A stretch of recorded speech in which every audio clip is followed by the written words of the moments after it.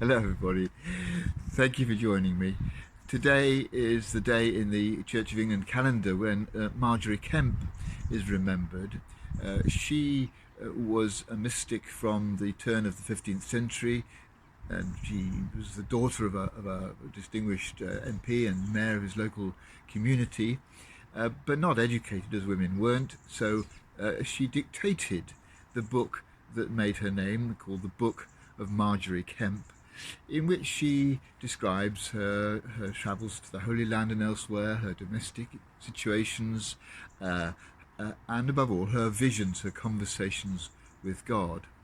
And what's remarkable about this is that it is probably the first autobiography in English.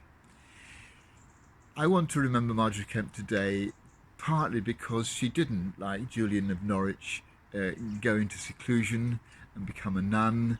She just went on with being an ordinary lay person. And as somebody who has been a minister most of all my working life, I just want to pay tribute today to lay people, because without them, people like us would be completely floundering. But the more personal thing about her, I think, is that in this book, she never talks about herself in the first person. She's always the creature. And some people suggest that this is a way of demeaning herself. Others that it's a sign that it's not actually an autobiography. She's making it up. It's a novel. But more likely, I think, and others agree, is that it is because that's how she sees herself. She sees herself as someone who has been created, a creature.